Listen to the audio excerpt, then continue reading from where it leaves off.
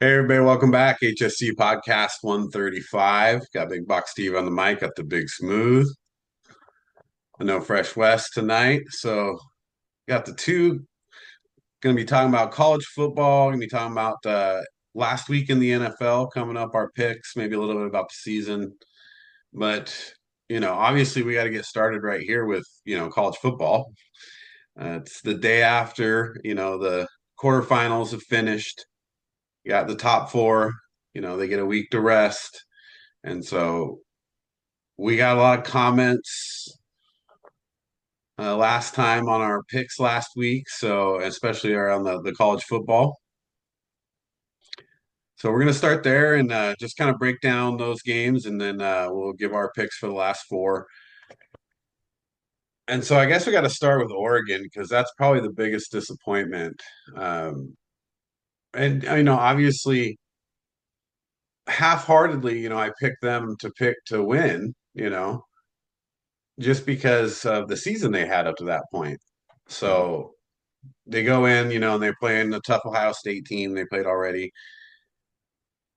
What's your take on the game? What happened? Tell us how that game broke down. Well, obviously, you got to look at all four games because all four teams that had a bye lost. Right. So I know this is the first year of it doing this, so maybe the teams on byes got to figure out something else because it didn't work. Oregon came out really flat. So Oregon specifically, outside of the other four, the bye obviously didn't help anybody, right? Right. Um, and then, how did Ohio State jump on Oregon like that? Why did Oregon, lose the game ultimately? Well, I couldn't stop Jeremiah Smith, and I mean, there was so much blown coverage on him. It's like he even said, "Don't play man against me," and they're like, "Okay, well, we're going to be stupid anyway." Come on, man. So yeah, the Jeremiah Smith obviously opened up the game. Uh, Coverage issues for sure. You'd be just wide open. You can't have a guy run around the field wide open. Defensively, Ohio State did a lot not to let Oregon, a powerful offense, do much at all in the first half. How'd they do that? Well, I mean, to be fair, what Tez Johnson and James both got injured, but by that time they got injured, I think it was already over. That was pretty late, right? Yeah. Well, I think it was the second quarter, but yeah, that was late. By In that that time, it was game, that was over. late. It I was- mean, in the second quarter of that game, that's late. yeah. So Oregon though did not have productive offense. So, how did Ohio State come and prepare for that and Oregon did not? Well, it comes down to, you know, Dylan Gabriel just didn't perform at all. He didn't look like he had a strong arm. He was antsy in the pocket. He wasn't making good throws, and they had no running game whatsoever. So, They had negative yards rushing. yeah, it was bad. Yeah, I mean, Ohio State was much more prepared, in my opinion, than Oregon was as a team. When you look at, yeah, you could go and say Jeremiah Smith, he's an amazing player and he had amazing plays, but top to bottom, if you watch the game, Ohio State dominated on both sides of the ball. Especially early in the game and to take, control. And Oregon was not prepared to, do anything new, put any new wrinkles in, and not just go and say, here's our offense and let Ohio State stop them. Right. Yeah, and with Oregon's defense, my goodness, my father-in-law doesn't watch much football, and he wanted to watch that game, and he's glued in, and he keeps going, "Whoa, that quarterback from Ohio State is really good." Right.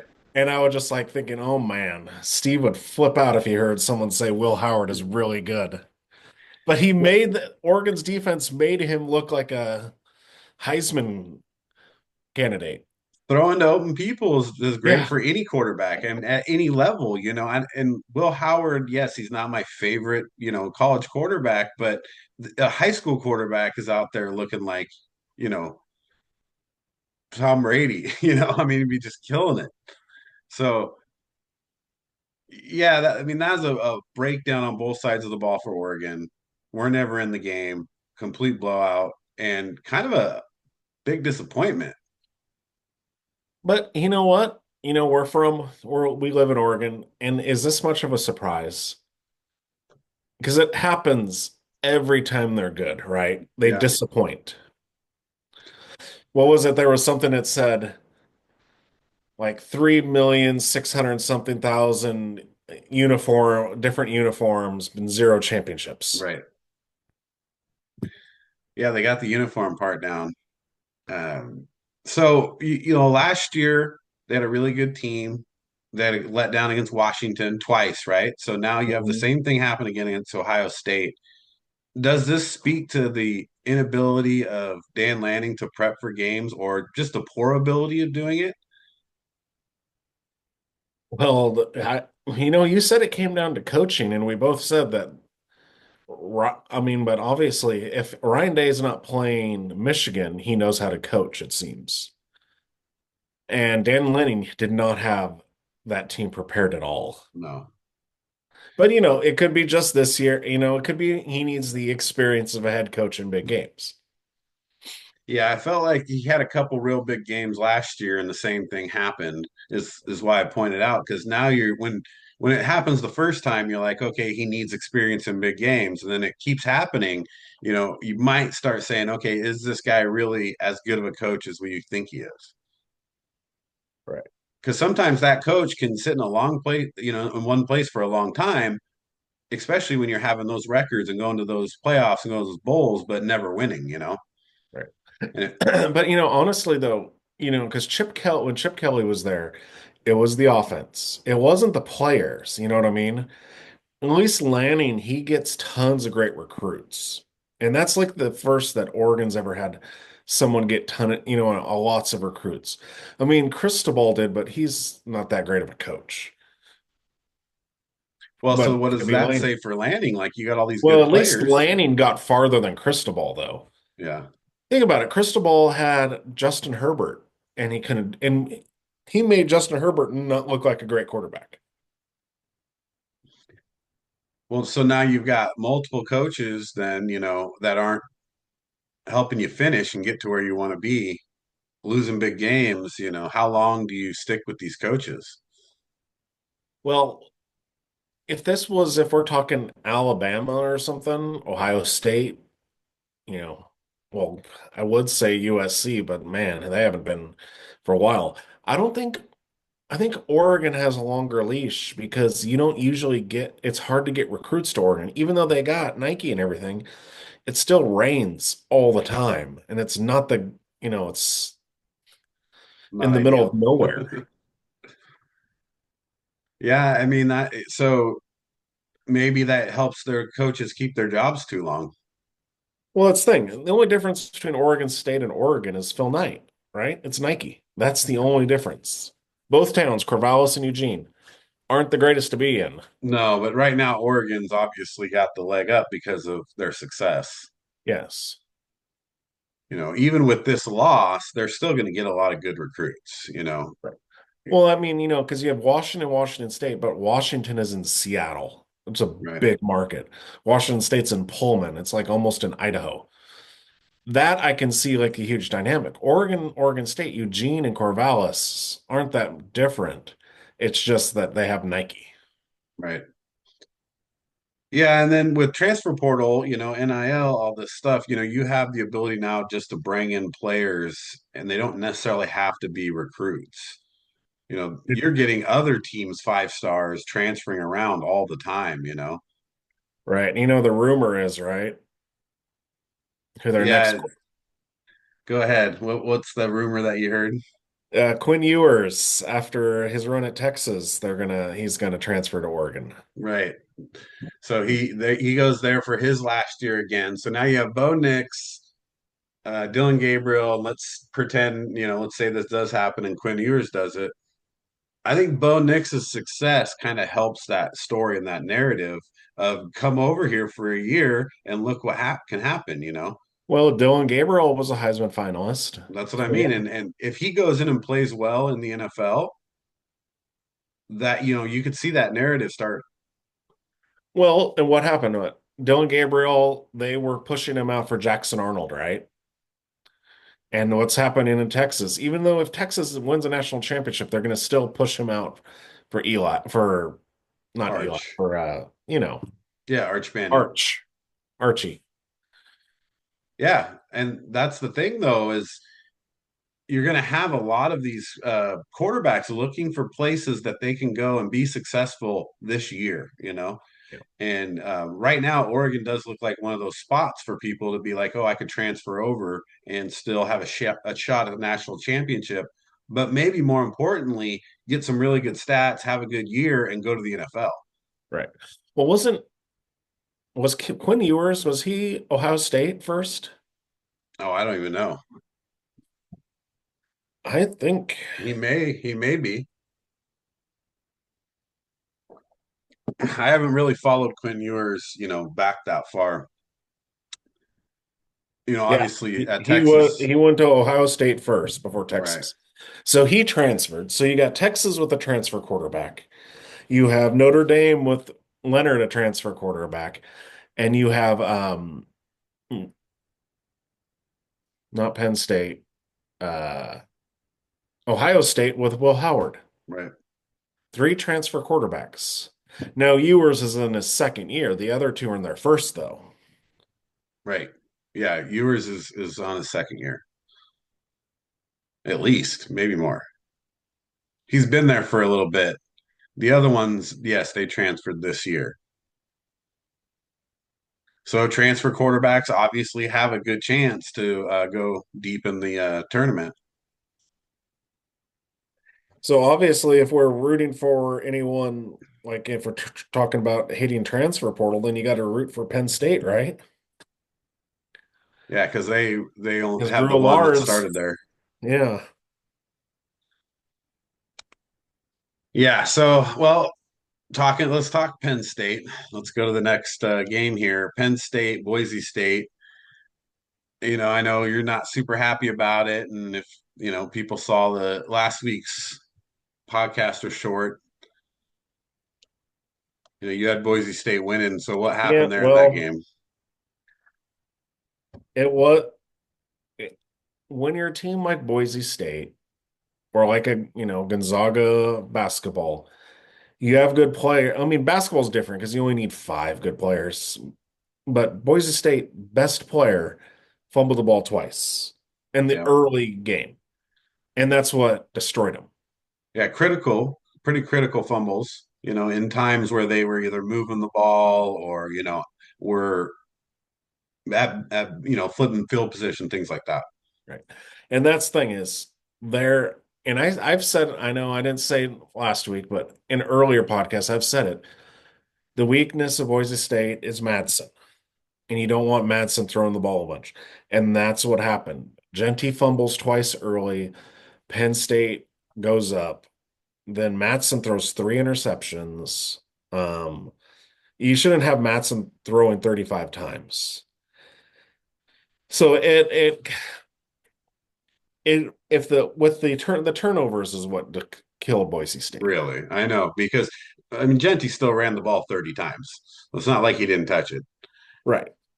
but he also was responsible for a couple turnovers too. So, or at least one. I don't. Yeah, They didn't two. get either He of them had back, two right? fumble So, walk, two. And so they yeah, had five so turnovers. yeah, You so can't win with turnovers. five turnovers. Yeah, obviously that cost you the game ultimately. Um, but so you could blame Madsen, but you could say Genty's equally responsible. Two fumbles Right. from a running back loss is the same as three interceptions from a quarterback. Well, and that's the thing. They went up, Penn State went up 14-0 because of those two fumbles. Yeah, yeah. I mean, they did have chances to that I thought throughout the game, and fumbles obviously hurt, but also just their play calling. There's a couple times where they got in certain situations where Arizona State is a good example where they went for things, fake punt, halfback pass. Like they understood the situation. They're playing against a team that you need to take chances. And when they didn't go for it on fourth down early, I thought that was a big mistake. Right. Yeah, because that's when you say, look, we got Genty. You give him the ball. If he doesn't get it, then you had the best player on the field try to get you that short first down. You're like, hey, bring in this horrible kicker and then give Penn State good field position. Right. Well, and that's the issue. And when you change coaches and all that, the old Boise State would have realized, okay, we need to do some trickeration here. And it's like you can't beat a Penn State like mano a mano. Right. No, you have to have some. Well, one, that's the guts to go for it right there, and give Genty the chance because if he gets that first down right there, he also has a little bit of confidence, in the drive. Even if then they kick a field goal later, 3 plays later, maybe they don't get the first down. It sets a tone for them is what they're how they're going to play the game. Well, shoot, like today and then the Notre Dame game. It was 4th and 1 on the 18. You just go and they got offsides. Yeah. Well, that was a good play. So that was a well designed play to where they knew that if they did this, those guys are going to come back on the field super hyped, ready to go real quick, and they were meant to draw them off sides. Right. But just to do something like that. Yeah. This is college. They're not going to be as good as the pros about just do if you're going to kick a field goal, just at least, try something like that first, then call timeout or Yeah. something. Well, I just thought that was a good time to go for it for them. And also later in the game, they got inside the 10, and then they could have ran the ball 3 times to Genty right there, right? Give him a chance inside the 10 to score. Because his first run, maybe he only gets a yard or two. Even if he only gets another yard or two, now you're only at the 4 or 5, right? Instead, they throw a 3 incomplete passes and settle, right? So, Well, that was what they did against Oregon too. And yeah, that's why they lost to Oregon is because they were like, "Oh, we're going to get cute." No, dude. You know who your best player is. Give him the dang ball. Arizona State knows they knew right. what to do. Well, yeah, it's just that the play calling there for me is a little off there because those are chances for you to make differences in the game. Like those are two situations that I thought changed the game for them. Yeah, the turnovers hurt, but play calling like that and timing like that hurts you just as much. So they had their chances. I think they just didn't play call the plays very well on those drives. Because then Madsen's not throwing the ball all game because they're not down 14, and what I'm saying, those 3 interceptions probably don't happen. So that could change the whole scope of the game. But once they got down, right, you're in trouble now because now you're asking Madsen to beat Penn State with his arm, right, against doubly talented people. Right. That's just not going to happen. But it was a good game. It was fun to watch. Penn State didn't play a perfect game. They played a pretty good game, but stuck to what they knew was going to work, which was they got a two-headed running back monsters and Katron Allen and Nicholas Singleton, like just run them. I think any team has a hard time stopping that running game. You know, Well, that was a tough one, but I was pulling for Boise State there. I was hoping they could pull one out, but they ultimately couldn't. Uh, Lead us into Texas, Arizona State, kind of the same thing. We spoke on it earlier. Arizona State was willing to do a little bit more, offensively, help them move the ball, help them get in position to be in the game. yeah, halfback pass, a fake punt pass. I mean, Right. Scattaboo with 143 yards receiving and 99 yards receiving, 143 yards rushing. And a touchdown pass. Yeah.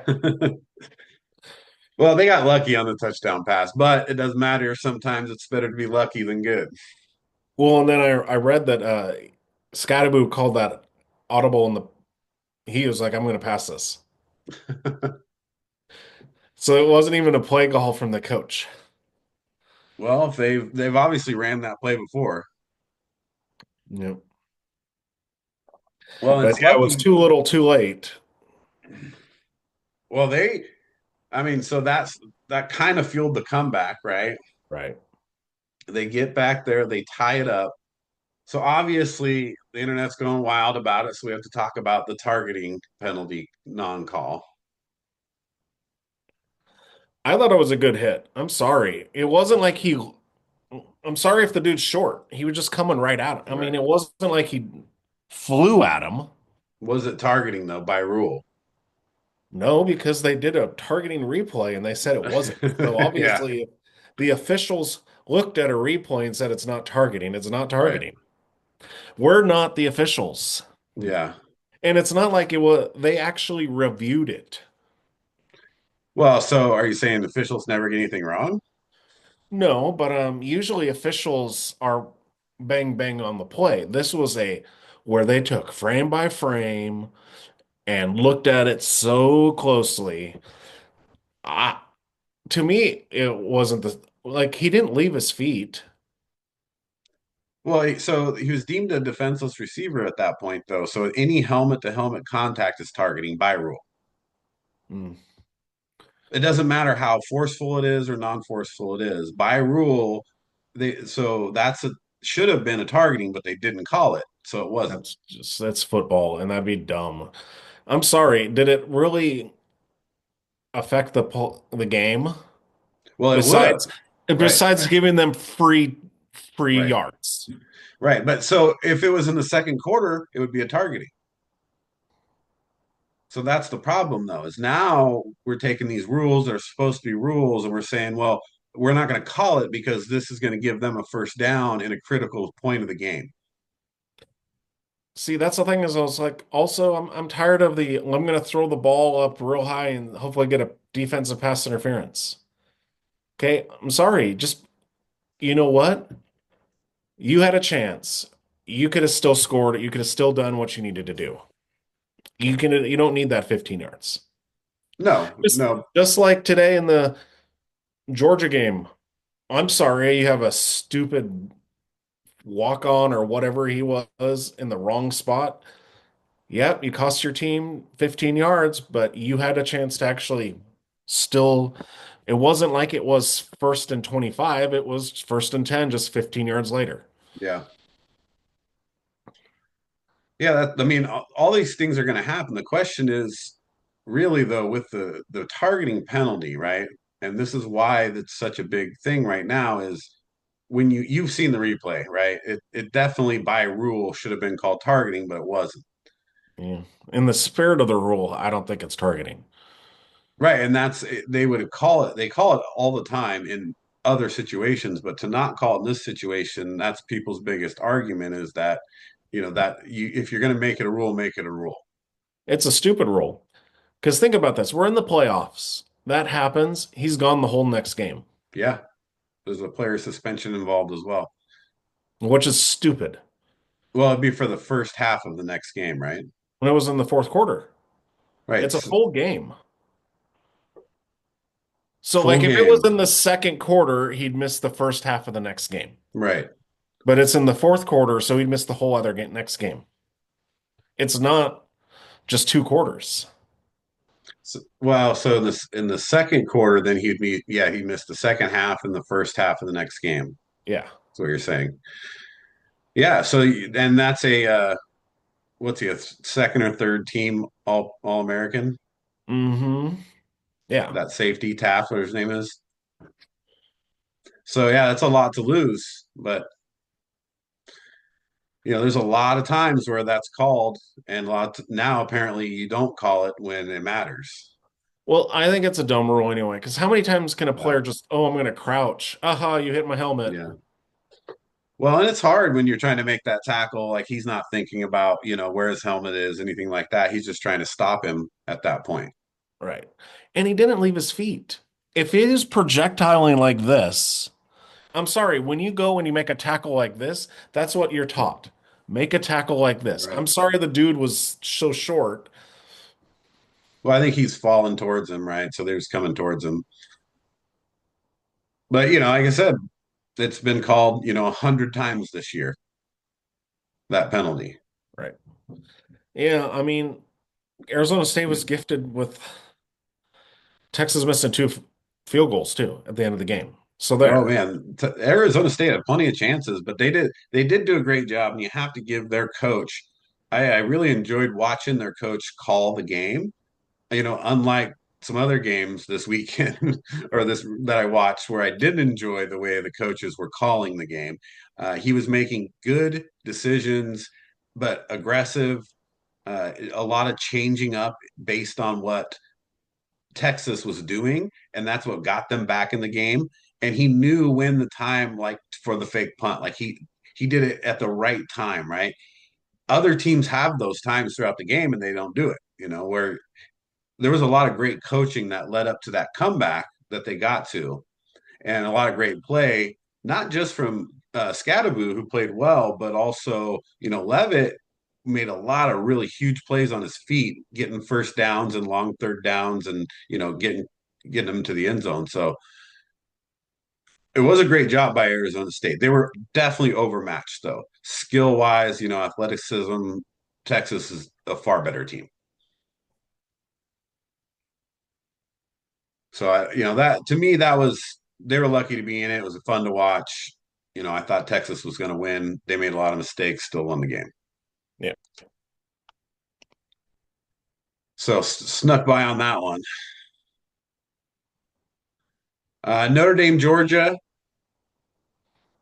got delayed, but Notre Dame really kind of dominated this game. Well, I wanted to say that it was 3-3, and then you know, then they kick a field goal and they're up 6-3 right before the half, and then Stockton fumbles and it's a touchdown. And then it's Right. 13 to, and then they take a kickoff return back for a touchdown to begin the second half. That's all. That was the game right there. Like 5 minutes is what ended the game. Yeah, that gave them, a huge lead to where they could play more of their style of ball without having to worry about Georgia putting a lot of pressure on Riley Leonard because they're running a lot more and doing a lot more read option, and he's carrying the ball a lot. Yeah, and I mean it was like Stockton missed a lot of open throws. But that was it. It was six. It went from 6-3 to 20-3 within like 5 minutes. Right. But they didn't do much the whole game. Like they hit a couple big passes and things like that, but really they only scored 10 points, and Right, I know, so but if you didn't have the kickoff return and the fumble, they would have won 10-9. I well, mean, those are possessions, so they still would have got possessions though, even if they didn't take them back for touchdowns. You don't know if they scored on those that at least the opening kickoff possession.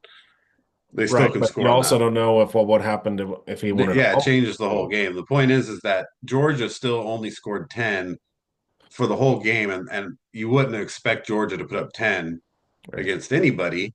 And so Notre Dame's defense, they did a really good job of putting pressure on and kind of containing the run game, things like that.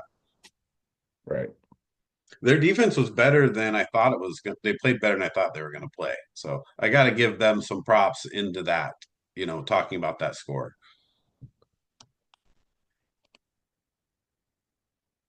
I also think Riley Leonard helped him out a lot with his feet.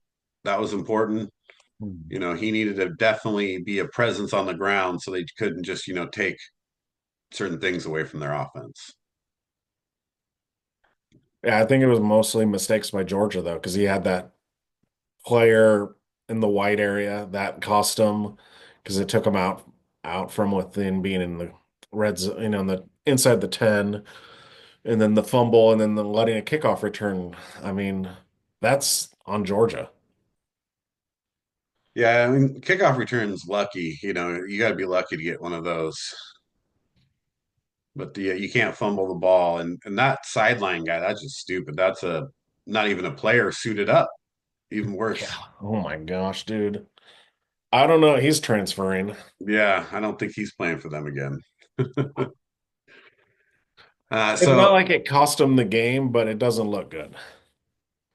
right. And then it didn't help their position. Yeah, they lost 15, but it wasn't, like you said before, first and 25, they could have still scored. They just didn't. Yeah, it was only first and 10. I mean, they were just on like, Yep. And so they definitely could have scored. yeah. So overall, I guess Oregon's the big letdown. Kind of figured the other three games would go that way. I think you had Georgia though, Yeah. but I didn't either do way, well at so all. that brings us to the final four. So let's get our two picks in and then jump over to NFL. Obviously, I'm So not qualified for college football picks. I'll pick the NFL, but man. Um, let's start with Penn State, Notre Dame.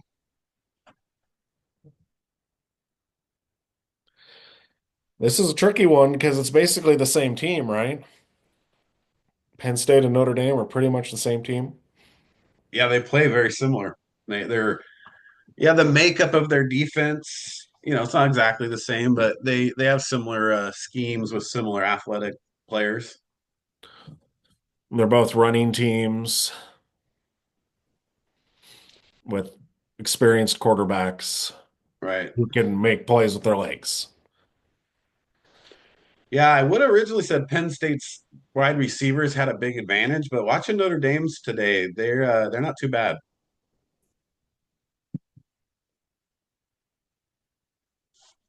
So it's going to be who executes better. I think it might come down to, hey, who doesn't make a lot of penalties, a lot of mistakes, things that we talked about in this game or these other games, that cost teams. And then ultimately, who controls the line of scrimmage, controls the time of possession. That's who wins that game. That's what I think. Yeah, I'm leaning. I hate to say this because I already know I'm going in the second game. So I hate to say this though. I got Penn State. Penn State, huh? Yeah, Well, I mean, yeah. Give us Allen your and reasoning. Singletary. You have Alar. I think I have more confidence in Alar than I do Riley Leonard. I do like Riley Leonard though, but as a passer, I like Alar better. Yeah. Um, Allen and Singletary. That's the thing is, if Notre Dame stops Penn State's running game, I still think they can have a passing game. If Penn State stops Notre Dame's running game, I don't think Riley Leonard can win the Right. game with his arm. That's a good take on that. Here, hang on a second, man. Okay, so you're going with Penn State. It's pretty good analysis of the game. So really, it comes down to line of scrimmage. For me, I think Notre Dame's coach called a little better plays and will adjust a little bit better to the run game and stopping the run game. Penn State has the better running game, I think, but you can't just be rely on, hey, we're just going to ram it down your throat like you did to Boise State because now you're playing Notre Dame and they're pretty good on defense, and they got good athletes. So ultimately, I like the Notre Dame coach better, and I think he outcoaches him, and I'm going to take Notre Dame. I don't even know who's going to be the favorite at this point, but looks like maybe Notre Dame. I would think so. Yeah, 1.5. So It's a pick 'em. cover doesn't cover. That's just a straight money line at that point, 1.5. So yeah, so you're going Penn State, and I'm going Notre Dame. Yeah, this one I don't. I mean, honestly, I could flip a coin. I'm just going with I'm taking the better quarterback. Right, right, and I'm taking the better coach. I think. I don't know. James Franklin is not a bad coach either, I though. don't think he's a bad coach. He's not a horrible coach, but he's not. I think Notre Dame's coach is a little more solid. You just think that because you want him to be the Bears coach. No, I'd take the Arizona State coach. You're gonna end up with Pete Carroll, Steve. Don't worry. That's the kind of coach I want. I want a guy who's open to the new type of football and understands playing the game. But Bears will never get that. Bears will get the worst coach again. All Big right, well, Miami. let's do Texas, Ohio State. You went first last time, so I'll lead off here. I'm gonna have to go with Ohio State here. Texas didn't look good enough to me to beat Ohio State in the last game. So Texas is going to have to do a lot more, adjustments and, come a little bit stronger if they want to win this game. Ohio State coming off the Oregon game, I think is going to be really confident. And confidence is a bad thing to play against because it really motivates them, gives them a lot of momentum. So I got to stick with Ohio State because I think they're feeling like they're on a roll. And one guy you do not want to get confident is Jeremiah Smith because he already has the skill set.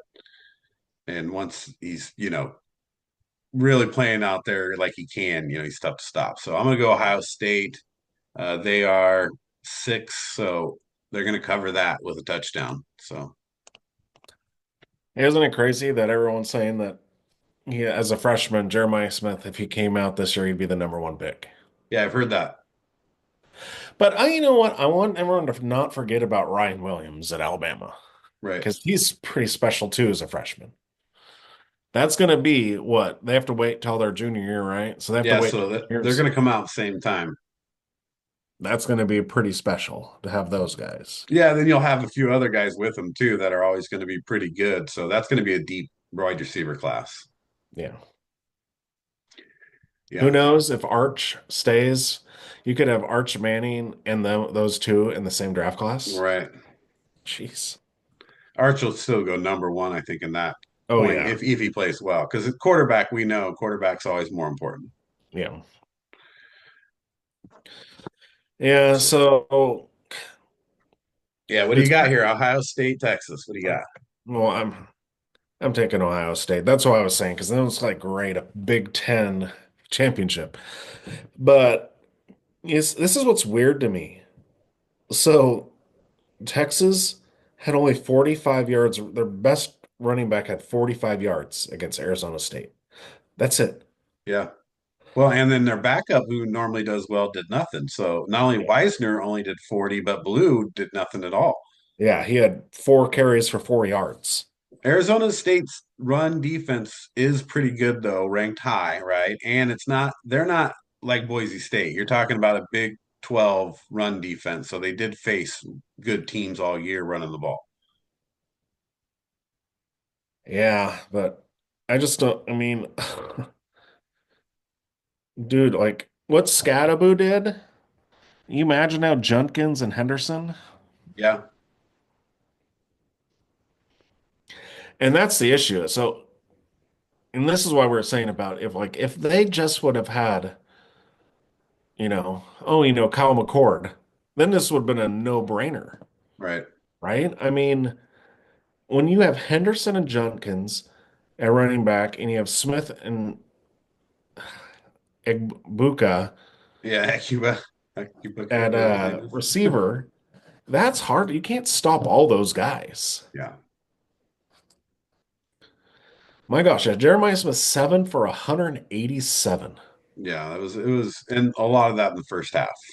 Right. And then Henderson had 94 yards rushing, Junkins had 85, and Ekuba had 72 yards receiving. So, dude, I mean, between those four players, they had almost 300 yards of offense between Well, four they players. also put up 500 yards on Oregon. That's Yeah.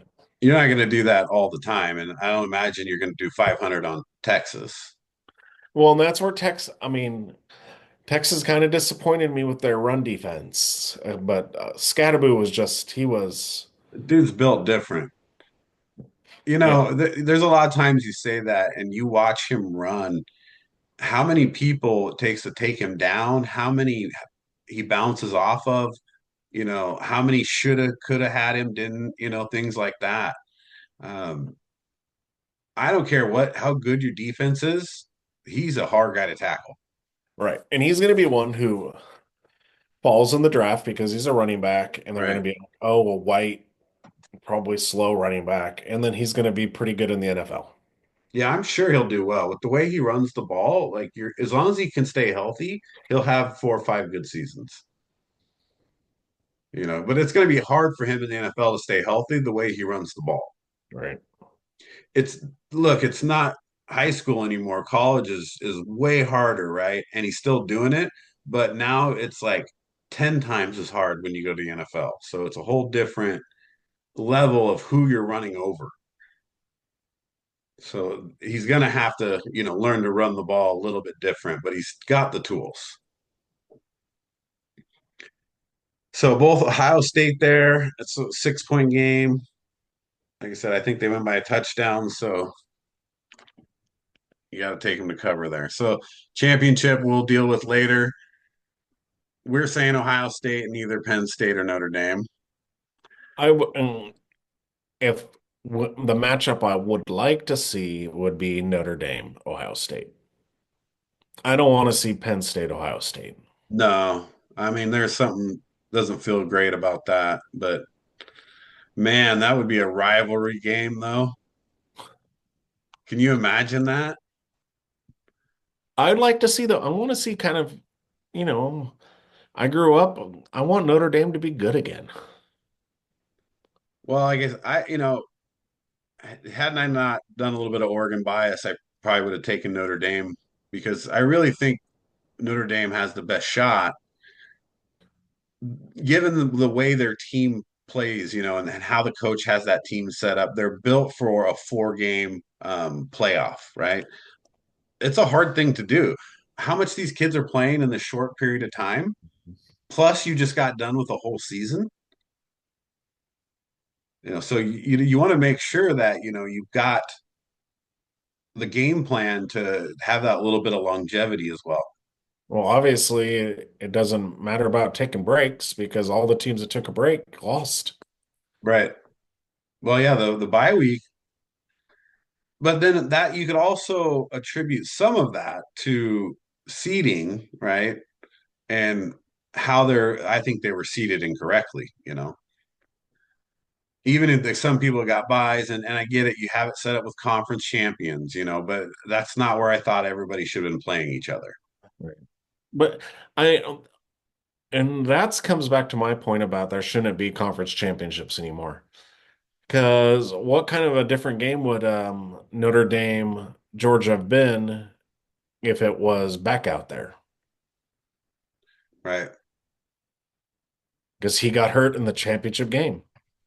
Well, also look at all the teams that won their championship conference lost, right? Their Yeah. championship game. So Yep. all those teams played also in a championship game and won it and then lost their first next game. Yep. All five of them. Yeah. So that's pretty telling, I guess, if you're trying to figure out, what are the dynamics behind the seeding and the bye weeks and things like that. You should take those kind of things into perspective. Well, I think once they go to 16, are we having no bias? I mean, that's how a 16 would be set up because otherwise it wouldn't equal out right? Right. So that'd work for me. That's just an extra game, for everybody. But I think at 16, you kind of want to think about taking out conference championships, right? I would think you'd want to, but like we've said in the past, no one cares about health or anything like that. They only care about the money. Right. Because losing the conference championship game those are big money games, right? Where, if you just play the conference out and take everybody based off seeding and where they finish and then seed them in 1 to 16, and then we just go, like, then it starts, right? Yeah, because I mean, it's not the same as March Madness, but think like this year. Clemson had no chance of getting in if they didn't win their conference championship game, Right. right? So for them, They love it. oh, I want conference championships. Right. Yeah, you're always going to have teams like that, and March Madness is a good example of that, of teams that didn't have a great year, have a conference tournament and win it and then get to go. But that's, not quite as much as just straight conference championship games because those are already the two best teams though when you think about it. Yeah. It's like Penn State and Oregon. It's like what's the point of them playing that game? And ultimately, it looks like it would have been better for Oregon to lose, Right. because they'd still be in the tournament. Most likely, they'd still be in the playoffs. Right. Yeah. They wouldn't have had to play Ohio State, Right. which So is that's ridiculous. That's still ridiculous. there's a lot, and we'll have the whole offseason to talk about that, of course. But yeah, there's a lot to this. But right now, focus on what we got, and so far, outside of the Oregon game, I wasn't disappointed in any of the quarterfinals. I thought they were all pretty good games. Oregon just was not fun to watch. It was over and never got good. Right. All right. Well, let's jump into some NFL here. Last week in the NFL, right? How do you feel about the last week? Is it fun to watch, or do you not like, some teams have nothing to play for, guys not sitting? What do you think about that? It's making me want to rethink fantasy football, like finding a league where it ended last week because, you know, what Josh Allen's not playing, Saquon's not playing. Just think Yeah. about that. If you're in a fantasy league and you're the number one team and you have like Josh Allen and Saquon leading your team, right? Now you're like, oh, I hope I have a big enough lead. Yeah. Because you're playing guys you picked up off waivers, or hopefully you got decent backups. Right. And then it's just hard to pick because, it's like I was going through and I'm like, okay, Bears, Packers. They might not, like Josh Jacobs is like, I don't know how much I'm playing. Right. So it's like, are they going to just like let Jordan Love go out there for a quarter or something and say, now we're going to stop? The Rams are starting Garoppolo. Um, yeah. So, Yeah. So that's always been the problem with fantasy football is who do you play in these championship games because they're done in the last week where you got all these guys sitting. However, I guess the caveat or something that's good for people if you're in playoff contention, a lot of the other players don't use the waiver wire late in the season. And so you usually will be able to pick up all the good waiver wire guys or split them with the other people that are still in it. So you probably have some decent waiver wire guys. and then I just hope, because there's about a handful of games that are important, right? Right. Am I going to turn the TV on and get the Jags Colts? I mean, Well, that's right? I mean, am I going to get the Bills Patriots? Is that what I'm going to get? I don't. Now you're talking about problems with TV and network. Man, that's a deep conversation there because there's a lot of problems with that. But yeah, you want to watch the games that are, most important, and hopefully, you get to see them. But what worse, when you're talking fantasy football, you hope the person you're playing doesn't have players in those important games because that's Oh, the like Jayden advantage, right? Daniels. So if your team needs to win and those are your best players, you're in a much better advantage.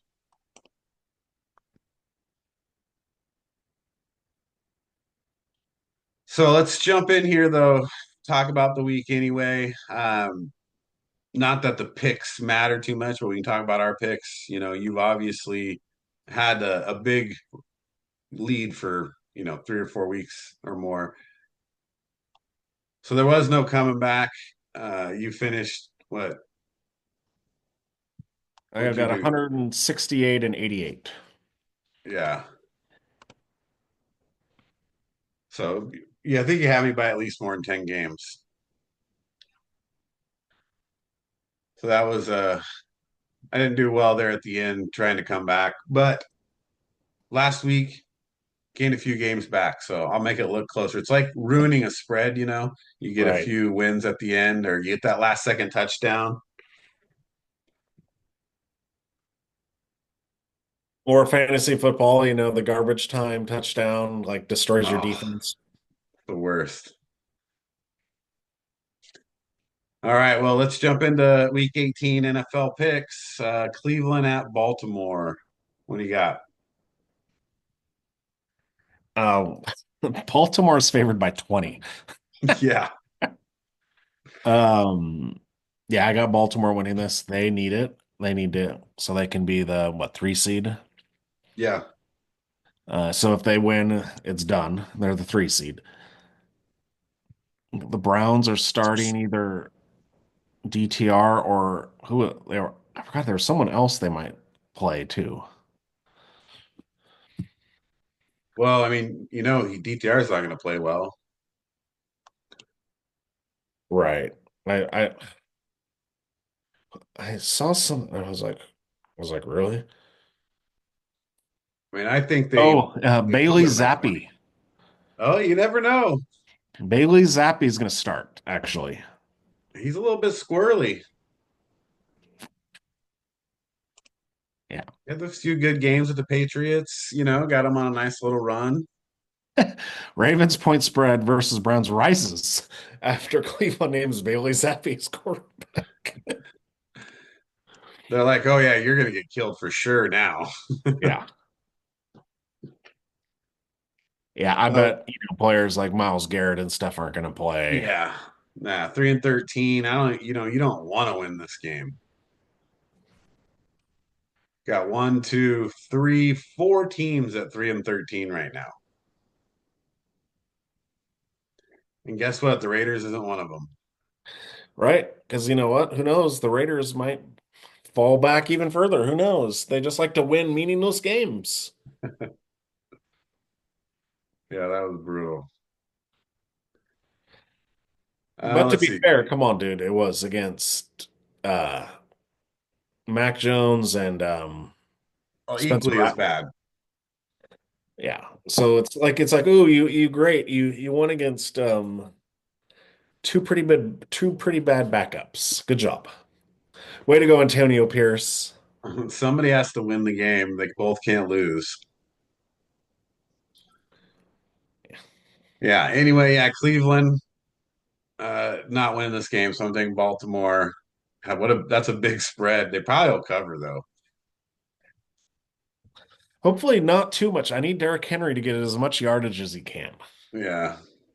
Well, they're gonna come out, they're gonna establish an early lead, and then they want a chance to rest some starters, but they want to ensure they win the game. Yeah. So I'd take them to cover. Let's see, Cincinnati at Pittsburgh. Oh boy. In Pittsburgh, obviously both teams need this game because it's the early game too. Both games are at the same time, right? Well, I mean, Cincinnati, I mean, it's Saturday, meaning Right. that Cincinnati won't know their fate until after they play. Yeah. Where that's the thing is where yeah, because I think no, they didn't. Oh, so this is messed up too. So I don't like this scheduling at all. If the Ravens win, the Steelers, I guess they, if the chart, I guess they still need to win for seeding, but they won't be the 3 seed. The Steelers. Yeah, Well, no, they're going to be the fifth seed because if they're not going to win their division. right, if they win. If they lose, the Chargers can move up to the 5th seed. Right. Yeah, because they're both 10-6 right now. Right. So it So matters for Pittsburgh as well. yeah, because do you want to play the Ravens or do you want to play the Texans? Those are your choices. So you you probably want to win that game. Yeah.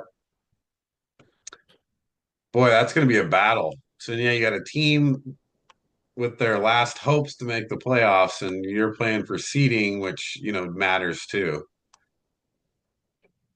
And they're at home, so I don't know. I'm still going with Cincinnati here. eventually their offense is gonna just keeps gonna catch up, right? And they're gonna win. So, my choice is Cincinnati, even though it's in Pittsburgh. Who's the actual favorite? Cincy Cincinnati by is. 2. Yeah, so I'm gonna stick with that. I mean, they'll win by three at least. Yeah, I got Cincinnati also. Their team of destiny, unfortunately, will probably get ruined, but they'll, well, I think it'll be too little too late, but they'll make it close. So Cincinnati's still gonna win? Yeah, Cincinnati will win. I'm Okay. just saying they won't make the playoffs, though. Right, right. That's a whole different story, but it's taking Cincinnati there. All right. All right. So we're both into Cincinnati there on their last leg.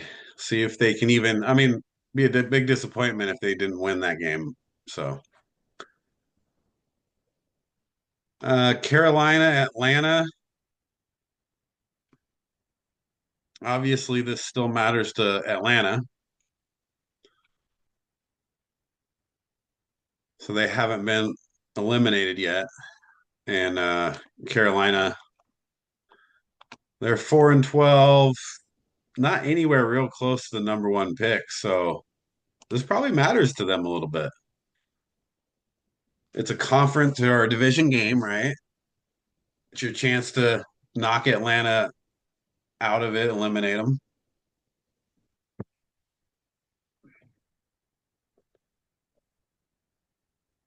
And I don't know. Atlanta's not playing really well either. So they're really only 8-8. So what do you think here? I got Carolina. I think they've actually been playing really well the last 4 or 5 weeks. Atlanta, I mean, Penix has looked all right, but he's going to have growing pains, and I think this is the game. And I don't really think it matters because I think, spoiler, the Bucks will beat the Saints, so they're not going to Yeah, make the playoffs.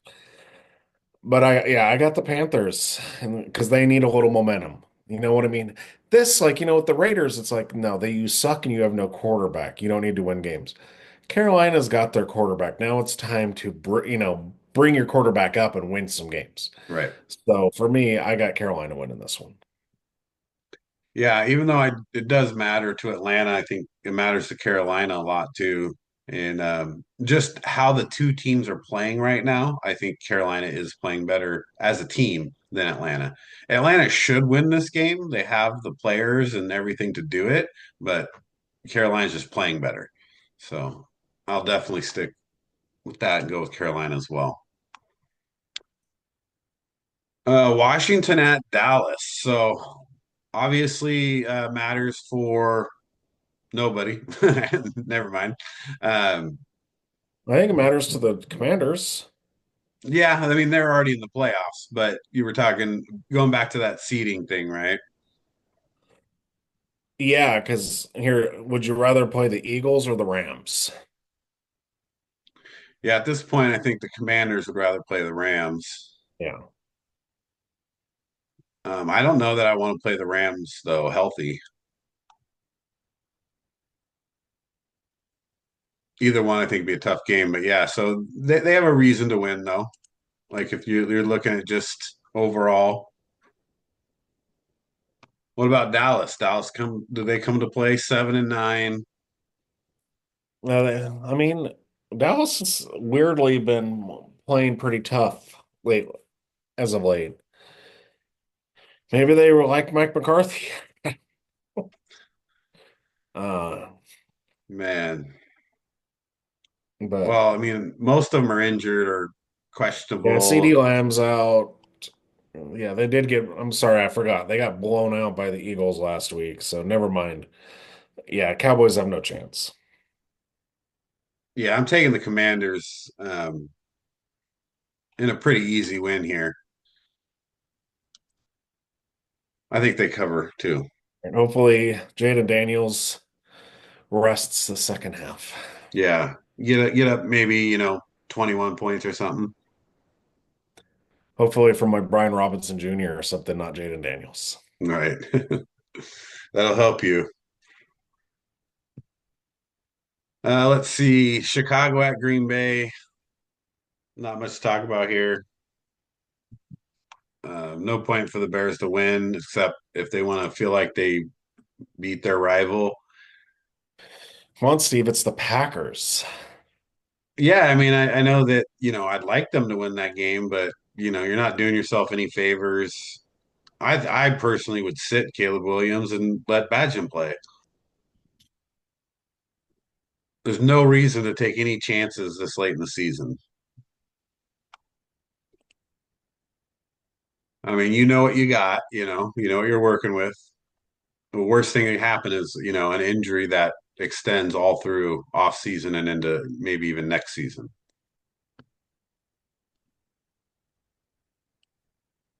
So just because I did though, I'm picking the Bears. I said I was going to pick the Bears every game. It cost me a lot of losses this year. I was actually torn on this one because I think the Packers know that the Commanders are going to win. So they know that they're kind of where they're going to be. And even Josh Jacobs said, I don't know how much I'm going to be playing. Yeah, But I'm going to still take the Packers 'cause it's in Lambeau. right. They don't like to lose to the Bears. Right.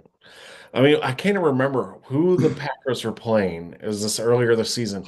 And the announcers were like, and here's the Bear, and the Packer fans are singing, Bears still suck. Right. And it's not even a Bears game. Nope, they sing it everywhere.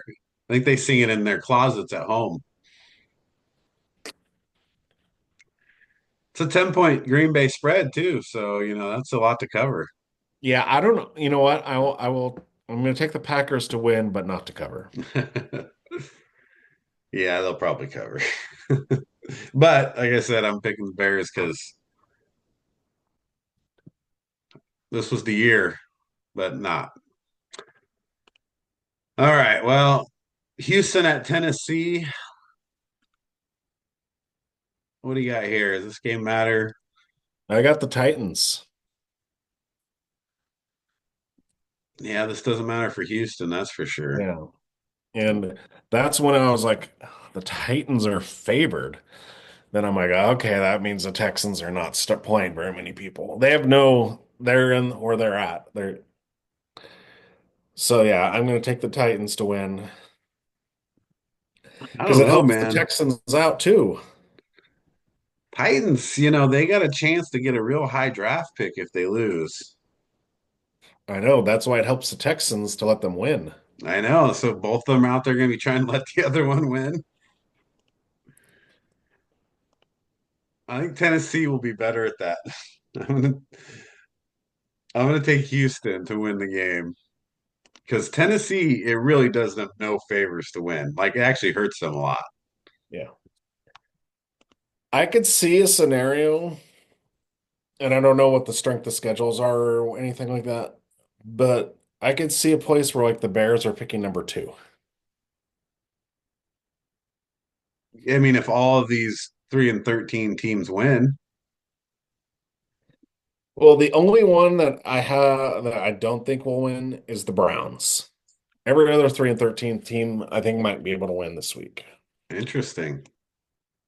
So we'll have the Browns with the first pick. Well, I mean, I'm not going to be mad at this point. The Bears getting a better draft pick because the season's over. So a better draft pick just means, more capital for next year.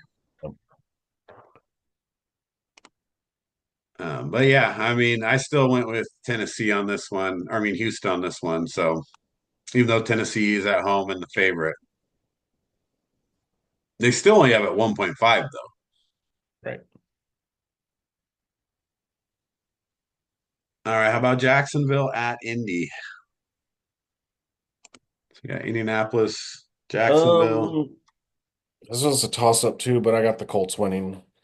They barely lost last week, so I think they'll, you know, Jags aren't that good, so I still think the Colts will win. It doesn't matter either way for them, but I don't Yeah. think it's at home. Yeah, another kind of wasted game here, but I'll take the Colts as well. I'll take them to cover because Jacksonville isn't very good, and I don't think is going to be playing very hard. Indianapolis, you get a win here. You finish 8-9. You start talking next year.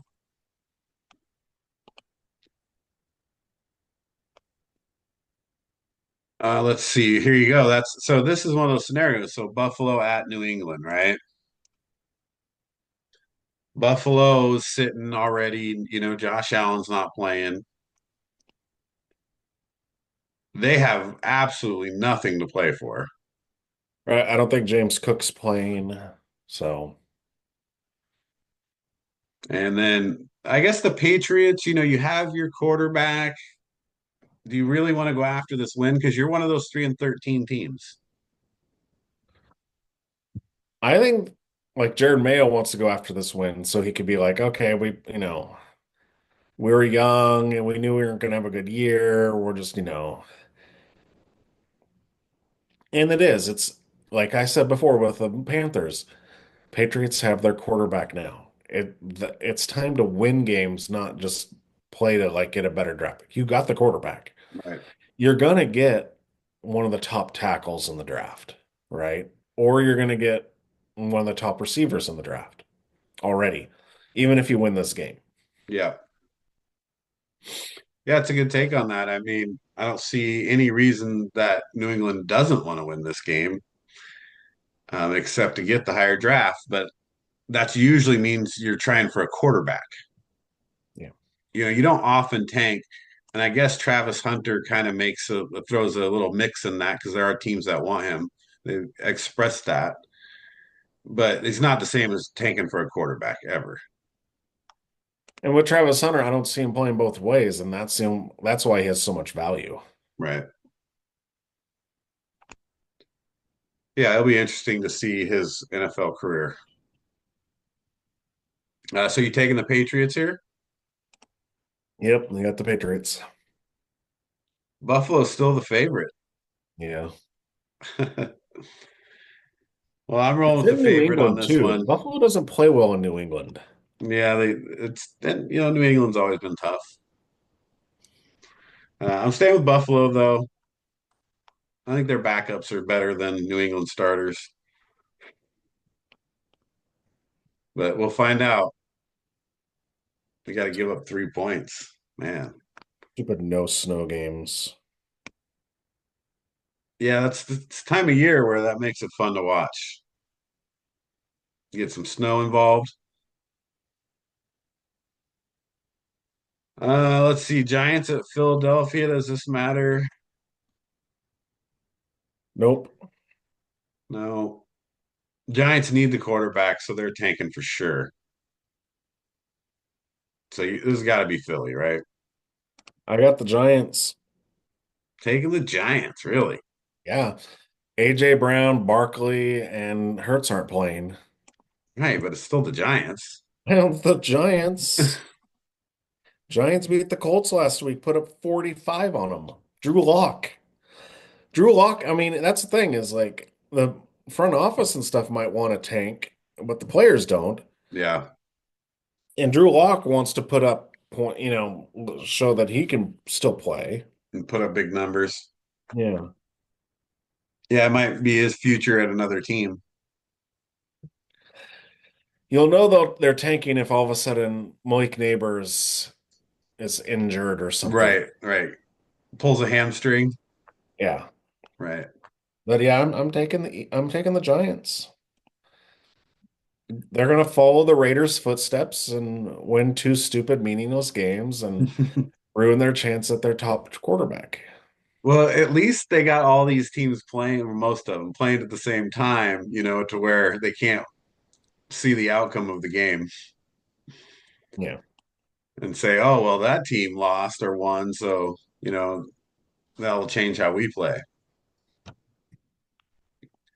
So you're rolling with the Giants, and I'm rolling with Philadelphia again at home.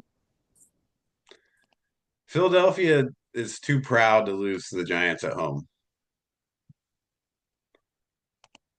They're going to come out and who's that? Their quarterback, that guy was playing last week. It was hilarious. Let's pick it. Yeah, good old Cody Pickett, as Wes would say. Um, yeah, Pickett's going to come out. He's like, I'm going to show you what I got. Win the game. New Orleans at Tampa. This obviously matters to Tampa, and New Orleans isn't very good. So I'm taking Tampa, and they will, yes, they will cover that. So I have them by 14, and this spread's 13 and a half. Yeah. Yeah, I got the Bucks to this will put the final nail on the in the Atlanta Falcons are going to the Super Bowl off season talk that people were saying. Although it's not over yet. Yeah. Well, they said that Kirk Cousins was going to take him to the Super Bowl, and that's not happening.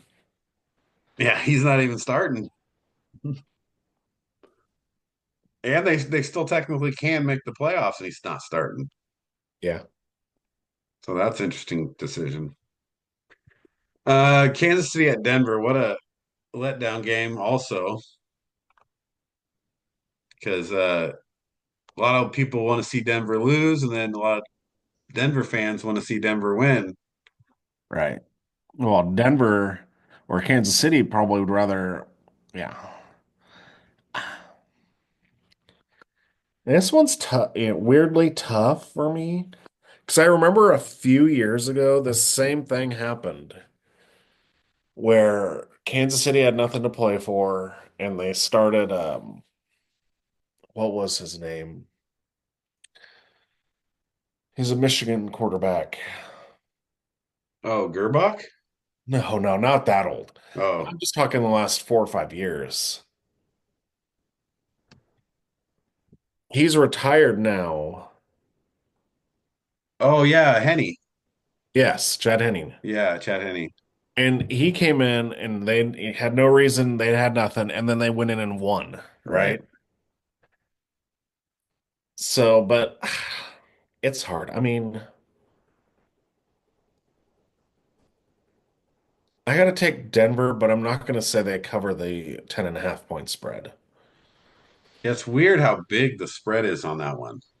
Because Steve Spagnuolo is still the defensive coordinator. Well, and it's a division game. Like you never want to roll over your division, but I mean, ultimately though, they could be playing the Broncos again. Yeah, I don't think so, right? Because it's, Well, won't Broncos be the seventh seed? yeah, but they'll play the Bills. They'll be in the other side of the,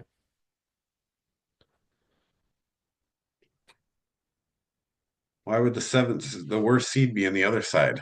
Really? well, because the Chiefs have a bye. So the 2 seed plays the 7 seed. Oh, I meant the next round. Do they reseed in NFL? So if Denver beats Buffalo, then wouldn't Okay. they? Oh no, I guess because Well, they do would they? have to. Maybe they do. We're horrible, aren't we? Yeah, we should have known that. Jeez. Actually, I don't know. I mean, because that wouldn't seem weird because that wouldn't be fair to Kansas City. I guess you get the bye, but then you're not playing the Yeah, they do lowest seed. reseed. So you're right. They will reseed. So yeah, I don't know why we had a brain fart on that one. Yeah. So yes, you're right. They would play Denver. So potentially, if Denver wins, Right. um, yeah. But either way, like, so here's what I've heard around, and so I guess this is one thing we can talk about with this game, since the game itself is super boring. A lot of people are saying, they want Denver to win because they don't want Cincinnati in the Right. playoffs. I don't like nobody wants Cincinnati in the playoffs, not just Kansas City. Right. And what's your take on that? Do you agree with that? Disagree with that? If you're another team, playoff team, would you rather have Cincinnati or Denver? I'd rather have to play Denver. Yeah, Well, and it's nothing. I'm not going to like, even though I hate Denver, I'm not going to knock Denver. Here's the thing. It's Joe Burrow, who's been playing MVP caliber quarterback, or a rookie in Bo Nix. yeah, And the playoffs are a whole different thing. So who am I going to take? The guy that's been to a Super Bowl or the guy who's a rookie? right. Yeah, even though Cincinnati's defense is what's losing them games, and the rest of them are not playing well. But here's the other thing. If you're the Chiefs, who would you rather? This is the real who would you rather face? The Broncos or the Dolphins? Because the Dolphins, Yeah, if they win, they go if Broncos lose. It's not the Bengals need the Dolphins and the Broncos to lose. right. But they're playing the Broncos. Right, but I'm just saying this. If the Dolphins win Right. and the Broncos lose, then the Dolphins go, and we already know Dolphins going to go into Buffalo in the winter or go into Kansas City in the winter. Yeah. Yeah, they're going to lose. Yeah. So real, I mean, the Miami game obviously decides all of this, but yeah, if I'm any team in the AFC, to be honest, I'd rather the Dolphins be there than any of the other than Cincinnati or Denver Yeah. at this point. Not you wouldn't have convinced me that a year ago or even at the beginning of the season. But watching the way the Dolphins are playing right now, they're not playing good football. They have great talent and they have a decent head Well, coach, but they're just not playing good football. and they don't play well in cold. Well, yeah, and on top of that, right, you're taking a Florida team into a all of these are going to be cold weather games for the Yeah. most part. You could, yeah, because think about it. If it's some crazy run, they'd have to go through Buffalo, Kansas City, and Baltimore. Right. Yeah, that's there's no warm weather in any of those at this time Yeah. of year. But the Kansas City though, I mean, if you're going to give me the points, I'm going to take them anyway. I think they could even win this game. It wouldn't Um, surprise me. yeah, just because it's one of those things where I feel like they just don't want to roll over and let their division opponent win and go on like a actually have some momentum going into the playoffs. You know what I mean? But it's in Denver though too, so that's tough. Kansas City's backups are going to have to play really well. So I'm going to roll with Kansas City, especially because I'm getting points. All right, lost the Chargers at the Raiders. Um, this is a seeding game for the Chargers, I think. Yeah, Pittsburgh's at 10-6 as well. Raiders have not much to play for, which means they're going to They're win going the to game. win. Yeah. They have a wonderful chance at continuing to ruin their draft position, so they're going to win, right? No, they're not going to win. Chargers are going to win this game. It does matter the Chargers. It does matter they're playing the Raiders. The Raiders, they're not going to win. So I'm taking the Chargers to cover.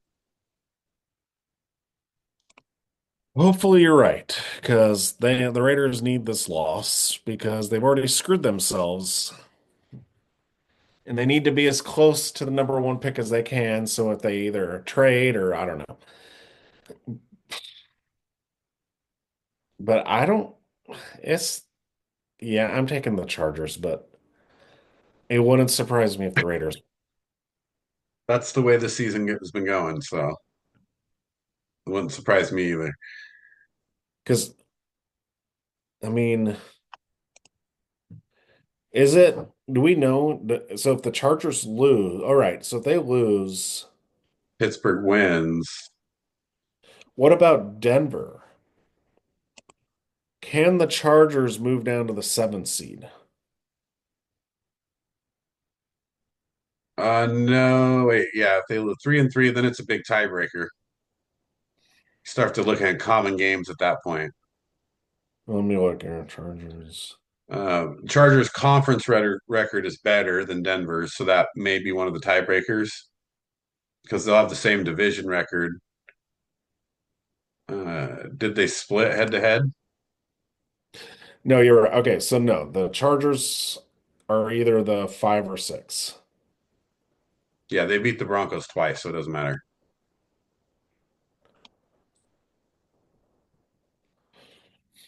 Well, that again, we just talked about that. Who do you want to play, right? Well, and yeah, because if they I would, if they see the Steelers lose, then they really have. If the Steelers, see, that's the other thing. Steelers win on Saturday, right? They Right. have nothing to play for. So this is one of the games that's heavily affected by watching the game before you. Yeah. I think the Steelers are lose, so this is an important game. So the Chargers are going to have to win. So I'm taking the Chargers. Yeah, I agree. I got the Chargers. Seattle at the Los Angeles Rams. I mean, nothing but pride here, right? With backups, pride and backups. Yeah, I don't know, is Geno starting or not? But I know Jimmy Garoppolo is starting, so I don't know if be honest with you, when this game came up, I was like, doesn't matter. I flip a coin. It doesn't matter who wins. What's the point? But they're in Los Angeles and they're still giving Seattle 6.5. So I'm guessing that means Seattle's playing some starters. Yeah, I saw what Cooper Cup said 0 point week, so I'm guessing it's because he's sitting. Right. Um, I bet they're sitting Nakua, and I know how good Garoppolo has been last, so it's going to be bad. This is a game that we will have to get to watch, Right. so that's fun. But yeah, I'm taking Seattle here. Yeah, with the whole Rams team sitting, you really got to go with Seattle here. Um, even though they're in Los Angeles, it might give the Rams motivation. So maybe they don't cover. Maybe it's just a back and forth field goal fest, 6-9.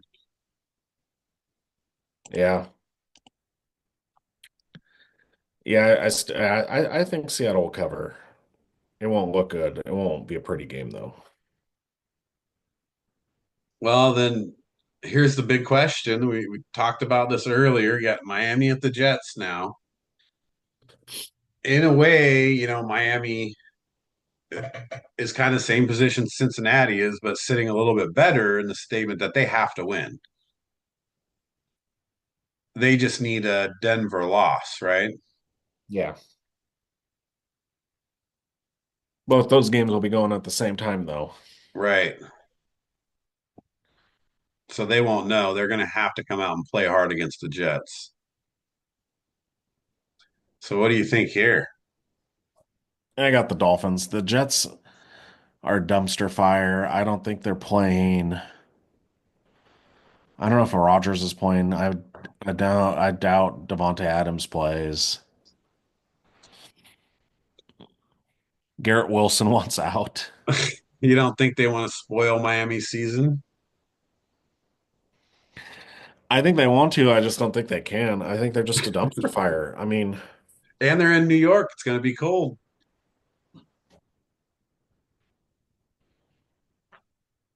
That's my it's, argument for the Jets because I'm taking the Jets to spoil Miami's playoff hopes. because you just want the Bengals in. I'd rather not Miami in as well. I'm okay with Denver going. It's like college football. It's like, does any of these teams really deserve to be the last seed? Right. Maybe they should all be out. Yeah. Get rid of the bye, and then they just go to 6 teams. Yeah. Well, so you're taking the Miami, I'm taking the Jets. See what happens there. San Francisco, Arizona, another meaningless game. Who cares? I think San Francisco is going to win just to win. Yeah, I got the Cardinals. Josh Dobbs is starting for the Niners. I don't know how many of their players are playing. Kyler Murray is still playing, so I'm taking the Cardinals. And then here's the big one. So, I mean, you look at good games for the season, like this is a great game that, we haven't seen one obviously this season that meant this much because it's right here at the end, but two of the top teams playing for the top spot, and they're in the same division, which is crazy. I mean, obviously, a super important game for both teams. Winner wins the NFC. How do you think this game's going to go? Like, what's the breakdown of this game? Who's going to win it? There are going to be lots and lots of bitten kneecaps. I think it's it's crazy. So if you have to, I will say both these coaches have done such a tremendous job, right? O'Connell made Sam Darnold a Pro Bowler Right. and made him lots and lots of money. The Lions have what, the most players on IR, Yeah, they're and they're beat the up. best in there. They just it doesn't matter. They just keep winning. It's like, okay, we got no Montgomery. Okay, Gibbs, it's all you. Yeah, I am taking the Lions here. They've looked the best out of any team all year round, and they're just going to get stronger in the playoffs. So I'm taking the Lions. Yeah, Lions scored 533 points this season, more than anybody else. I mean, that's a motivational offense. They're moving the ball a lot. This is a tough game. Um, the thing is it's in Detroit, which I think gives Detroit the advantage here. They're probably a little bit better than Minnesota as far as a team top to bottom. It's hard not to take Detroit here, especially at home. So I think we're both in the same length there. With that said, though, I think Minnesota has a chance to win this game. Um, they're playing really well right now. They've played well whole season. It's going to come down to Darnold. If Darnold cannot make mistakes, Minnesota will be in this game and have a chance to win it. If he gets rattled, he throws some interceptions or makes some, errant throws.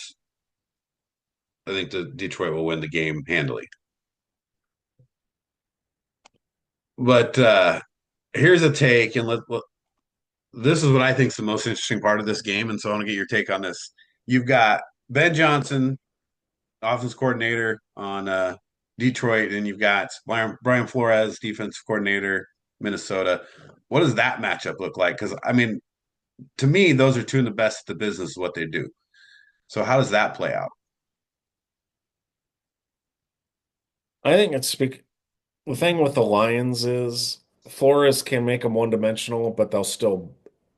I think the Lions can win with the running game or with the passing game.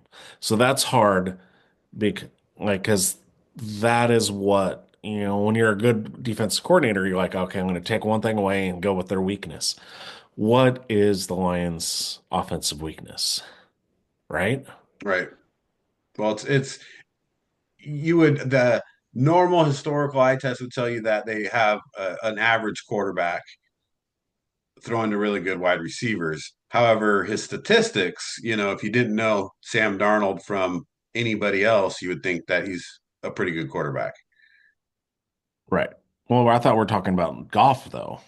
Oh, well, that's their weakness. You're saying that's Detroit's weakness? Well, you're saying so what Flores would try to do was, you know, take away the strength of the Lions. So Right. what is the strength of the Lions? Is it the running game or is it the passing game? No, I think I agree with your take on that. I think they're equally balanced. I think they're dangerous in both. So obviously Flores knows that, so he knows he can't make them one dimensional. He's going to have to come up with a different defensive scheme, right? That may be then what, mixing up a really good blitz packages, right, to get to Goff, get some sacks and big third downs, things like that. But for that though, if you're talking like Ben Johnson, he can. That's what Gibbs gives you though. If you know Flores starts doing lots of blitzes and stuff, oh, okay, what am I going to do? Screen to Gibbs, screen to Jamison Williams, right? They have a lot of options, and I think what you're saying, it is going to be an interesting matchup between Johnson and Flores. Right. Well, that's to me, that's the most compelling part of this game. Look, I know they're both good teams. They're both got good players who have, had good seasons. This is the kind of game, this reminds me of a college football playoff game where now you got to look at these two coaches who are really going to make the difference in who wins this game. Is Dan Campbell going to be too aggressive? Right. Maybe he makes some mistakes and loses it for them. I could see that. That hurts them. Or, maybe Minnesota's coach is not aggressive enough. I mean, there's a lot of things with the head coach that can go wrong. The strength of these teams, in my opinion, are those two coaches. And I think the game is going to be won or lost in the chess game that Ben Johnson and Brian Flores play throughout this game. So that'll be fun to watch, and maybe Minnesota can win it too because I don't the first game was what by a field goal, right? 31-29 last minute field goal. Yeah. Well, do you think how crazy that would be thinking about like how the Lions have been the best team in the NFC the whole year, right? And if they lose this game and only have three losses, they become the fifth seed. Yeah. Well, in Minnesota, they're the same way, right? Because they're right there too. Right. They But they that's have the the thing. same problem. They'll they'll have to play a road game. Either one of whoever loses this game has a road game. Yeah, with 14 wins. Yeah. Because even if you lose, you still finish, 14 or 14-3, right? Yeah. Yeah, this is a bad situation for both of them, really. Yeah. Yeah, Can you imagine? so Okay, the Vikings lose, they have three losses this year, and two of them are to the Lions. right. And then the Bills and the Bucks for the Lions. Yeah, Well, I mean, I'm still confident for Detroit because it's in Detroit. I think that's going to matter too, right? So you got home field, and then you got um, game plan. So if the Lions lose, they have to go to Tampa, most yeah, likely. well, that might be good for them. Well, they already lost to him though. Well, that's the revenge game. It's you're prepared more now, and then you don't have that bye week. Obviously you didn't want that bye week in college football. Honestly, if I look, and let's just say it goes chalk and Lions win, Bucks win, and it stays the way it is. I could easily see all road teams winning. In the first round. Yeah, because you have the Packers going to Philly, but Philly's really banged up, right? Yeah, Commanders going to the Rams, and the Vikings going to the Bucks. right. That's tough. Yeah, I mean, that's one of those situations where, you know, it's like an Arizona State getting pushed into the bye week, right? Where Tampa Bay and the Rams with inferior teams are playing these tougher teams. Right. Yeah, I don't think Minnesota or Detroit will have a tough time, advancing past the wild card round, but it is nice in the NFL, especially to get that bye week. It means more to an NFL team because they're really good at preparing, and so that extra week is you're not going to lose anything there. You're just going to get better. And this is kind of a cool, if the Texans, Broncos, and Bucks win, Every playoff team will have 10 double digit wins. Well, Bucks will probably win. Texans can win, even though they don't have to, but they still,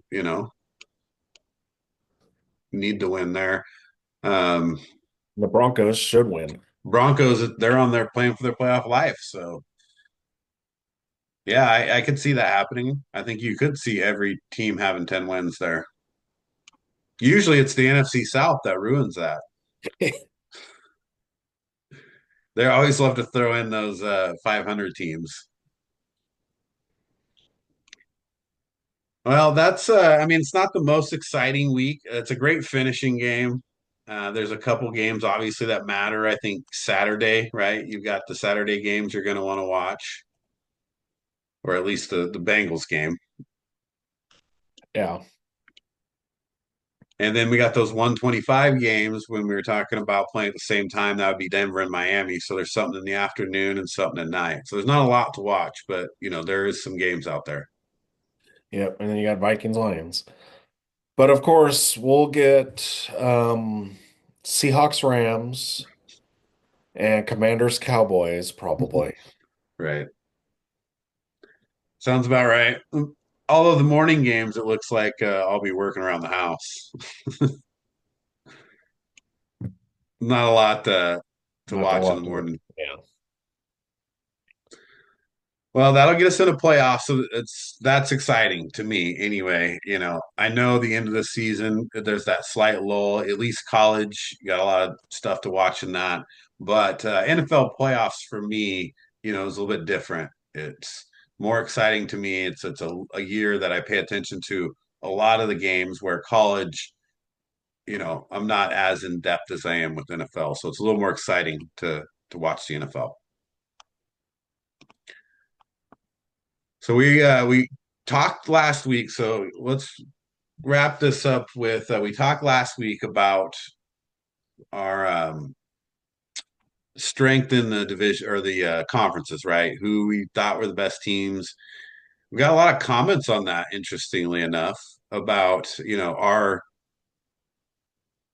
powerhouse teams are the top two. I kind of limited us there. So a lot of people or some people argued your pick with Baltimore and or at least leaving Kansas City out of the top two. You picked Baltimore and the Ravens. So what do you got in response to that where they're saying, hey, no, Kansas City, is better than those two teams or either one of them? I will always preface it with it. Kansas City is always the favorite. I mean, until they lose. But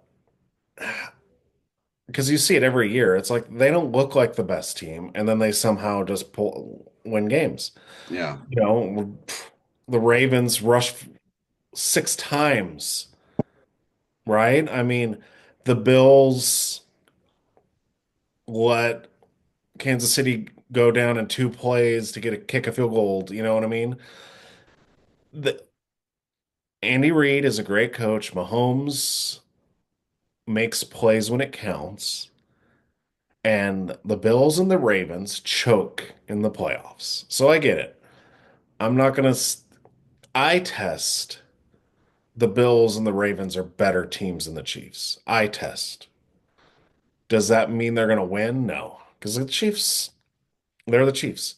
Think about it. The Ravens lost to the Chiefs by a toe, Right. right? And the Bills beat the Chiefs. So am I really that far off? Like, oh my gosh, oh. No, the Chiefs, I respect them. I hate them, but I respect them. They've won the last two Super Bowls. Yeah, of course. And they always play well in the playoffs. But it's also the other teams play dumb in the playoffs. So if that continues to happen, yeah, the Chiefs will go on to the Super Bowl again. But eye test wise, I would, if I'm not taking coaching into it, if I'm just taking eye test of the players and out there in the field, I'm taking the Ravens and the Bills.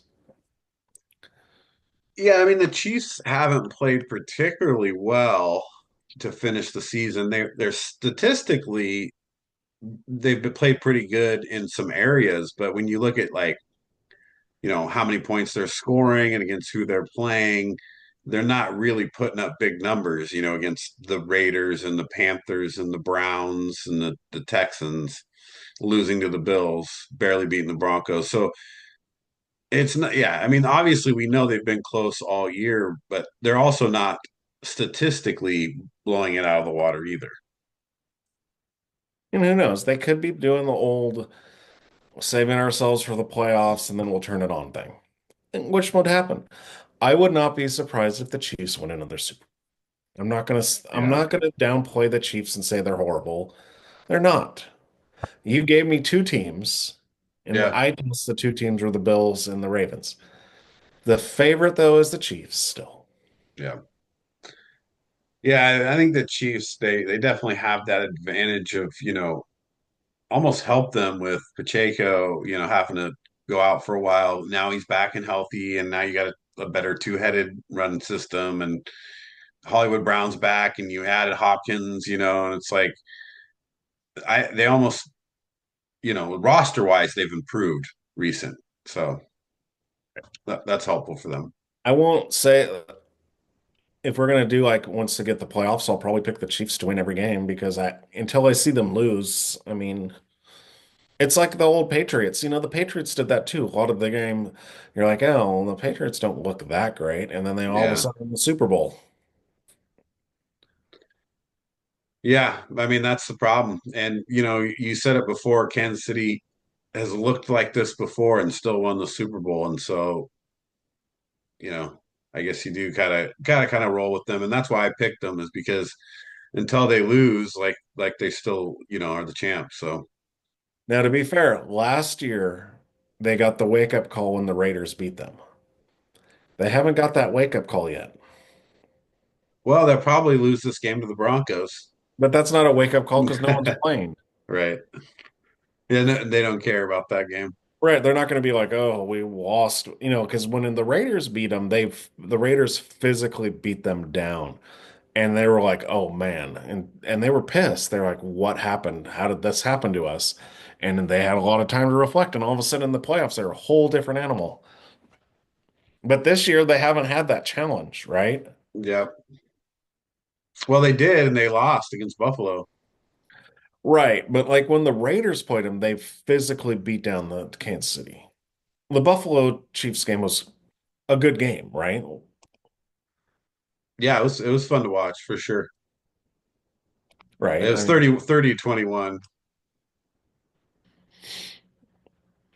Yeah, Buffalo early lead, pretty close at halftime, end up winning in the fourth, scoring two touchdowns to keep Kansas City's one. So and plus everyone has to go into Kansas City no matter what. So right, that's tough. it's big. And you said it's going to get cold. Their fans aren't going to let up though. Yeah. They'll get frostbite. All right, so still looking at Kansas City as the favorite going to the playoffs here. I think there'll be some good playoff matchups. Obviously, we'll get to break those down. Excited to get through this week, and we'll get to jump into playoffs next. It's going to be interesting though. Are they taking any time off, or are they be playing college and NFL at the same time? I haven't looked at the schedule yet here. Let's see. Because college, you still got 2 more weeks left. Well, college is playing on Thursday and Friday. And then So, the championship game will be on a Monday. right.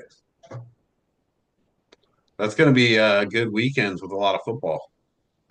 Right. So next, and this is an interesting thing too. So, because of the unfortunate thing that happened, um, Notre Dame only gets a week because they play next Thursday. Yeah, shorten their time a little bit. Well, Penn State gets two extra days.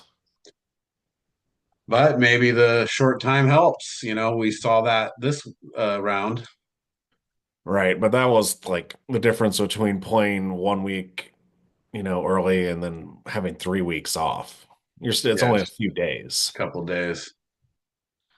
Yeah, so Notre Dame, Penn State will be on Thursday, and Ohio State, Texas on Friday.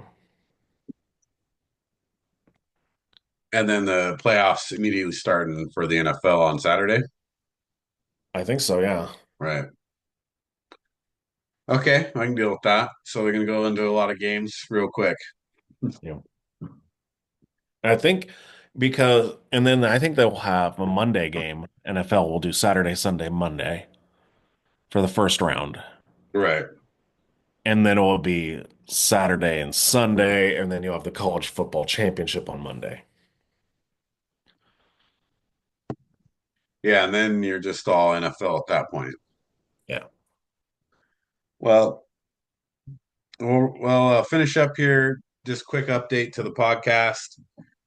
Um, so I know it's disappointing when you don't have players that might play or might not, but it looks like West jumped out to a pretty early lead here. Yeah. How you He's gonna feeling? Do you think you can come back? No, because he's got Daniels and McLaurin who have something to play for. He has Bijan who has something to play for. Mike Evans has something to play for. Jamison Williams has something to play for. Right. Boy, that's tough. Yeah, and like Mike Evans needs 85 yards Right. He's and playing like a for his bonus as touchdown. well. Yeah, so he's going for bonuses as well. They got to win, Um, and he wants that bonus. Aaron Jones for me got hurt last week, so he didn't Right. do much. Jacob said he wasn't playing, so that's out. I don't know how much Kyler Murray will play. Boy, So that's tough. So Wes might wrap this up here in the final yeah, I week. mean it doesn't matter. He has, a 20, almost a 30-point lead on me. So, I'm doing math wrong. Yeah, almost a 30 point. Right. He deserves it.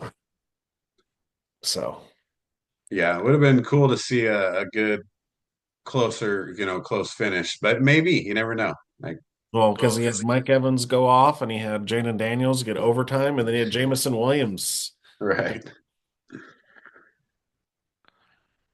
Yeah, that's pretty disappointing in my team too to have a good Yeah, I second know. round of the playoffs. Like that's the way it goes. Yeah, you would probably have beaten me, right? Isn't I that was how doing, yeah, I mean, I think you're at ahead of most points, Wes? right. Well, it's disappointing because my team in week one obviously didn't even come close to my average as Right. far as what I normally score or in round one. Could you say, Steve, you're the Buffalo Bills of fantasy football or the Baltimore Ravens, right? Right. Well, always have You're the good record. regular season the best and then fizzle in the playoffs. Yeah, and it's always early in the playoffs too. We need to implement maybe a bye week or something so my guys can rest. Yeah, then you don't want that because then they'll be like, oh, they're not playing. Right. My fantasy football guys are tired. Well, it was a good run. I mean, you still have a chance. It's not like you've lost it yet. You don't know. I need Derrick Henry to get me like 250 and 4 touchdowns. You could jump on the waiver wire and I really already go for did. those I third picked up stringers, uh, you know. I picked up Blake Corum. Well, because he'll probably start for their Right. Rams, and then I picked up Davis for the Bills, Ray Davis. You should get your guy from the Giants, dude, your quarterback, Drew Drew Lock. Lock. I He's gonna should throw for because 350 and four touchdowns. that would be funny And then you because pull it out, dude. that's actually a good idea because Wes has Eagles defense. Right? And you could probably get like Wandell Robinson with him, and maybe he gets two of the touchdowns. I'll have to think about this. You got to think outside the box here. You got to, man. You're down 30. None of your stars are playing. Because, what's the worst case? You lose. Well, what is it? Brock Bowers, I think, needs 10 receptions to Right. be He'll the be all, playing. to be the all-time Yeah. reception leader as a tight end. He already got Season. yards as a rookie, right? No, as the all-time season tight Oh, end. wow. He needs 10 receptions. Yeah, because he's got the rookie yards. So I imagine he has the rookie receptions record already as well. Yeah. Yeah, you got someone to play for there. I wouldn't take him out. But, you might have to get in there, dig deep into these games. Try That to would find be some. interesting. Drew Lock, huh? Well, I'm that's telling actually, just find those second and third stringers. You never know. yeah, you never know. Because, Right. now I'm gonna have to dig deep. That's what Wes messed up by not being on here. So now I can That's right. dig deep into this. Well, he's not changing anything. No. He's good to go. Cool. All right. Well, we'll wrap it up there. Thanks again for joining us for another podcast. Don't forget to subscribe and like. Look for shorts if you haven't seen them coming out already. We're going to be breaking down all of our hot takes on shorts for you so you can see them on the channel. And any comments, anything you'd like to hear coming up on these NCAA football games as we get to the NFL playoffs, we'll keep you updated. So thanks for listening. See you next time.